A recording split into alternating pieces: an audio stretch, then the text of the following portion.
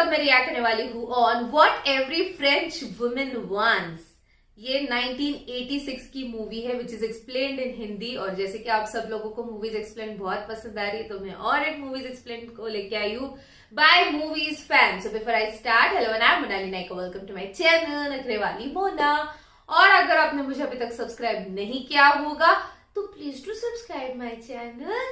So let's go. इस movie की कहानी एक 15 साल के लड़के की जो एक घर के सारे मर्दों की गैर मौजूदगी में उस घर की सभी औरतों को प्रेग्नेंट कर देता है। फिर वो इन सब से कैसे बचता है, ये हम आज की इस वीडियो में देखने वाले हैं। हेलो दोस्तों, आज मैं एक्सप्लेन करने वाला हूँ 1986 में आई फिल्म जिसका नाम है what every French woman want. Movie की शुरुआत रोजर नाम के लड़के से होती है जो समर वेकेशन पे अपने घर लौट रहा था। उसे लेने के लिए उसकी माँ घर की एक मेड को भेजती है जिसका नाम मिस लपेते होता है। वो दोनों जब वापस आ रहे थे तब रोजर मिस लपेते के संतरे को देखने लगता है और मिस लपेते को भी अपने संतरे दिखाकर मजे आ रहे थे। वो दोनों ऐसे ही मजे मजे में घर पहुंच जाते हैं। घर के बाहर रोजर की सारी फैमिली उसका वेलकम करती है, जिसमें उर्सुला नाम की एक मेड रोजर के कपड़े और सामान को ले लेती है। तभी रोजर की माँ की नजर रोजर की पैंट पर पड़ती है। वो उससे पूछती है कि तुम्हारे पैंट पे क्या लगा है। दरअसल रोजर ने मिस लपेते के संतरे को देखकर अपनी पेट में ही दही जमा दिया था, पर तभी उसकी आंट कहती है कि इस उम्र में तो ये सब होता रहता है। उसके बाद रोजर घर में आता है। तब हम रोजर की छोटी बहन को देखते हैं जिसका नाम बर्ता होता है। वो रोजर को जंगल में घुमाने ले जाती है। थोड़ी देर बाद मिस लपेते भी वहाँ आ जाती है। वो दोनों थोड़ी देर बातें करते हैं और फिर रोजर अकेले ही जंगल में घूम रहा था। तभी उसे किसी की हंसने की आवाज़ सुनाई देती है। रोजर जब वहाँ पे देखता है तो उसके घर की एक मेड उर्सुला किसी आदमी के साथ मजे ले रही थी। ये देखकर रोजर की फट के हाथ में आ जाती है और वो वहाँ से भाग जाता है। रात को जब रोजर डिनर कर रहा था तब घर की एक दूसरी मेड जिसका नाम हेलन था वो रोजर पे लाइन मारने लगती है। डिनर करने के बाद जब रोजर अपने कमरे में आता है तब बाहर से उसे किसी की आवाज़ सुनाई देती है। जब वो अपने कमरे से बाहर आके देखता है तो वहाँ पर हेलन होती है। वो आधी दरवाजे से बाहर निकली हुई थी और कोई पीछे से उसका गेम बजा रहा था। अपना गेम बजवा कर हेलन वहाँ से चली जाती है और वो आदमी कौन था ये रोजर को पता नहीं चला। अब रोजर वापस अपने बेड पे आता है तो उसे वहाँ बर्था मिलती है जो उसके ही बेड पे छिपी हुई थी। वो रोजर को बताती है कि उसकी आंट मार्गेट अभी भी वर्जिन है। रोजर कहता है कि तुम्हें कैसे पता? तो बर्था बताती है कि हेलन ने उससे बताया। रोजर कहता है कि मार्गेट ने अभी तक शादी क्यों नहीं की। तो बर्था कहती है कि उसे नहीं पता, शायद उन्हें मर्दों से डर लगता है। अगले दिन बर्था रोजर को जंगल में घुमाने ले जाती है जहाँ पर वो दोनों अपनी घर की मेड को नदी के किनारे बैठे हुए देख रहे थे जो वहाँ पर रोज नहाने के लिए आया करती है। तभी वहाँ पे 3 आदमी आते हैं। वो भी रोजर के घर के नौकर ही थे। वो उन मेड्स के सामने ही पौधों को पानी देने लगते हैं तो मेड्स भी उन्हें अपने संतरे दिखाने लगती है। फिर अगली सुबह रोजर के डैड और उसकी बड़ी बहन एलिसा घर पे आए हुए थे। सब उनका वेलकम करते हैं पर एलिसा रोजर को सिर्फ हेलो बोलकर चली जाती है, जिससे रोजर सोचता है कि उसके साथ ही ये नाइंसाफी क्यों हो रही है। तभी वहाँ बर्था आती है और वो उसका मूड ठीक करने के लिए उसे एक चर्च में ले जाती है जहाँ रोजर की आंट मार्गरेट पादरी से अपना गुनाह कबूल कर रही थी।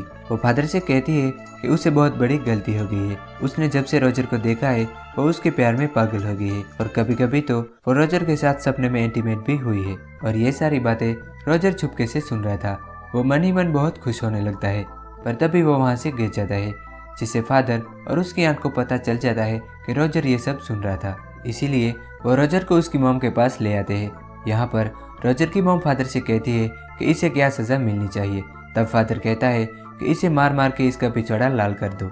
रोजर की मॉम को भी ये आइडिया बहुत पसंद आता है। फिर वो ये काम रोजर की आंट के हाथों ही पूरा करवाती है। उसके बाद रोजर उल्टा होकर सो रहा था क्योंकि उसका पिछवाड़ा लाल हो चुका था। तभी उसे फिर से कुछ आवाज़ सुनाई देती है। जब वो बाहर जाके देखता है तो हेलन फिर से आती बाहर और पीछे से उसका कोई गेम बजा रहा था, पर रोजर को अभी भी नहीं पता कि वो आदमी कौन है। पर तभी रोजर की नजर अंकल फ्रैंक पर पड़ती है जो हेलन वाले नज़ारे को देख रहा था। वो रोजर को देखकर वहाँ से चला जाता है। उसके जाते ही वहाँ पे उर्सुला आती है। वो रोजर को सुबह वाली बात पे हौसला देती है। तब रोजर उसे पूछता है कि वो कौन है जो रोज इन मेड्स के साथ मजे लेता है। तब उर्सुला कहती है कि वो एक सिगरेट है। उसके जाने के बाद रोजर मिस्टर फ्रैंक के पास जाता है ये सोचकर कि शायद उससे पता होगा।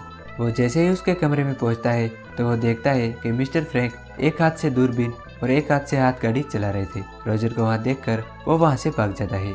रोजर को वहाँ अपने सवालों के जवाब तो नहीं मिले पर वहाँ उसे एक बुक मिलती है जिसमें टपाटप करने वाली बहुत सारी कहानियां थी। रोजर उस किताब को लेकर घोड़ों के अस्तबल में जाके उसे पढ़ने लगता है। तभी घर का एक नौकर वहाँ पर आता है। रोजर उसे देखकर वहाँ चुप जाता है। थोड़ी देर बाद हेलन भी वहाँ आती है और वो मुर्गियों को खाना खिलाने लगती है।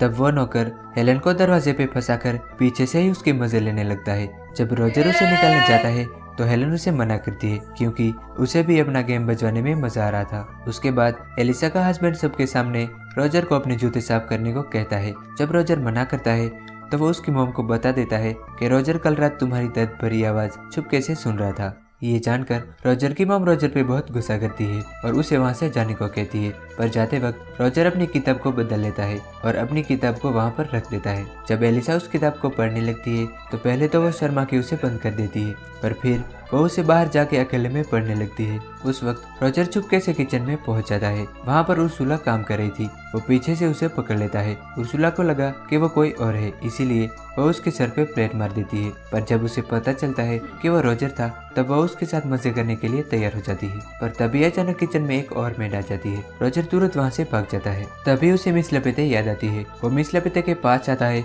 और पीछे से उन्हें पकड़ लेता है। मिस लपेटे ऊपर ऊपर से मना करती है, पर असल में वो रोजर के साथ टपाटप करना चाहती थी।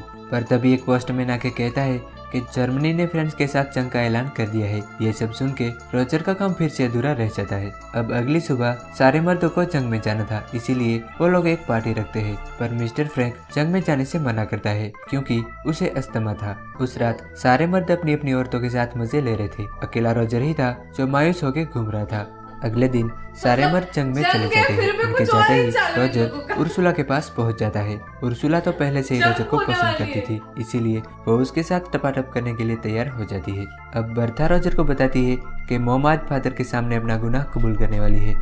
वो दोनों उनकी बातें सुनने लगते हैं। यहाँ पर रोजर की मॉम बता रही होती है कि उसका हस्बैंड उसके साथ अलग अलग पोजीशन में उसके मजे लेता है। वैसे तो उसे भी मजा आता है, पर कभी कभी उसे लगता है कि कहीं वो कोई पाप तो नहीं कर रही। तब फादर उसे कहता है कि वो तुम्हारा पति है, तुम जैसे भी चाहो उसके साथ कर सकती हो, उसमें कोई पाप नहीं है।